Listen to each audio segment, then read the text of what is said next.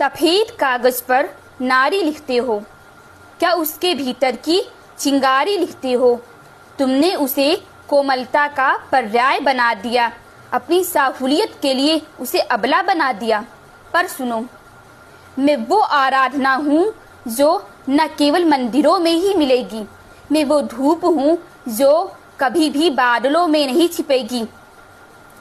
मेरी हस्ती को तुम्हारे तारीफों की ज़रूरत नहीं, मेरी आज़ादी को अब किसी के हाँ की ज़रूरत नहीं।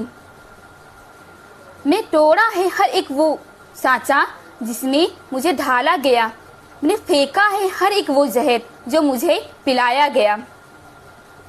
कि मैं न केवल घर की रौनक हूँ, मैं स्वयं में ब्रह्मांड हूँ।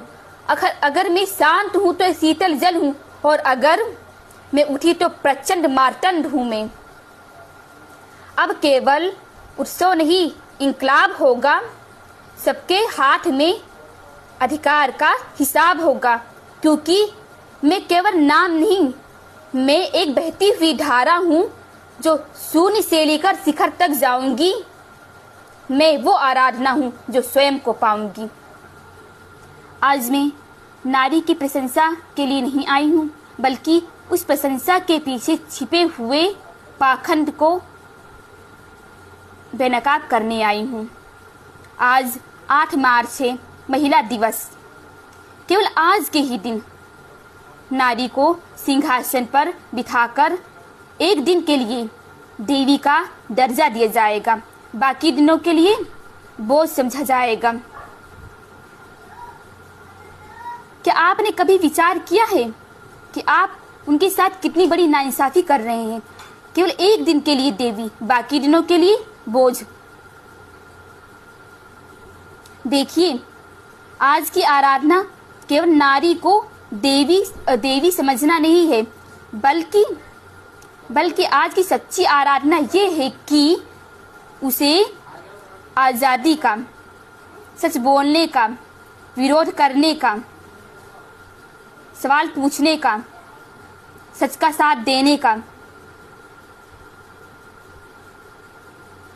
अधिकार दिया जाए। समझे? यही सच्ची आराधना है। और जैसे आप लोग समानता की बात करते हैं, समानता की बात, क्या आपने कभी समानता की है? फिर समानता का सही अर्थ यह है कि महिला को पुरुष के साथ में कार्य करने के लिए कहा जाए, पुरुष के समान समझा जाए, महिला पुरुष के समान काम करें, और जो पुरुष हैं वह महिला के साथ उनके घर के कामों में, तब बच्चों के परवरिश में अपना सहयोग दें। अगर ऐसा है तो ये महिला दिवस सफल है। यदि सड़क पर सुनसान एक महिला को देखकर अगर किसी मर्द की रूह न कांपे, तो वही सच्ची आराधना है, वही महिला दिवस सफल है।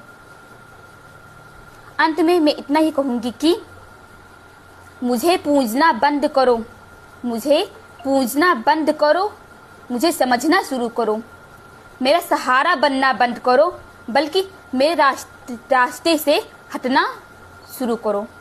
जय हिंद, जय भारत, जय सनातन। Thank you.